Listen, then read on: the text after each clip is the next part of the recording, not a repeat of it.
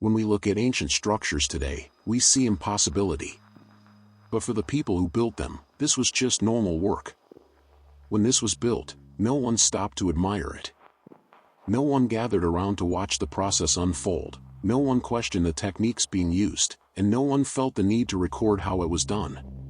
There were no witnesses standing back in awe, because there was nothing to admire in the way we admire things today. At the time, this wasn't extraordinary. It wasn't impressive. It wasn't mysterious. It was normal. That idea alone already creates discomfort, because it forces us to confront the possibility that what we see as impossible today was once treated as routine work, carried out without ceremony, without spectacle, and without explanation. Today, we approach ancient structures as outsiders. We observe them from a distance, with curiosity shaped by modern assumptions. Our world is built on speed, specialization, and machines, so when we see massive stone constructions, our instinct is to assume advanced technology, lost knowledge, or some missing secret. We interpret difficulty through the lens of our own limitations, not through the conditions of the past. But that reaction says far more about us than it does about the people who built these structures. We are not confused because they lack knowledge. We are confused because we no longer share the same systems, the same rhythms, or the same relationship with time and labor. History does not document what feels ordinary. It records what disrupts, what shocks, what breaks the expected pattern. When something becomes routine, it fades into the background of daily life and disappears from written records. No one writes detailed instructions for tasks that everyone already knows how to perform. No one explains processes that are learned through repetition rather than theory. This is why ancient texts rarely describe construction techniques in detail. Not because the knowledge was hidden or lost, but because it didn't feel necessary to explain something that was already understood by everyone involved. Normality leaves no trace on paper. These structures were not built during moments of inspiration or rare genius. They were the result of routine.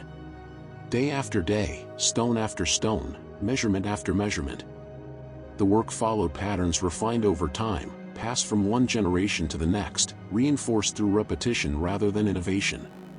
There was no urgency to impress, no pressure to create something extraordinary.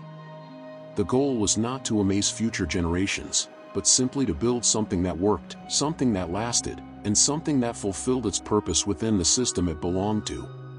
Scale only becomes shocking when it is removed from its context. When you live inside a system built around large numbers, coordinated labor, and long timelines, size stops being impressive. It becomes expected. What overwhelms modern intuition is not the stone itself, but the idea of sustained effort across years, decades, or even generations. For the people involved, scale was not a barrier. It was a condition. Something accounted for, planned around, and accepted as part of the process. What we perceive as excess was simply the amount required. The silence surrounding these constructions is often mistaken for mystery. But silence does not always mean ignorance. Sometimes, it means confidence.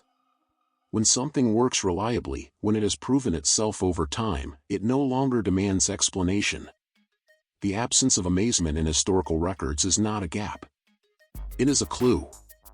It suggests that these structures did not stand out as anomalies. They fit naturally into the world that created them.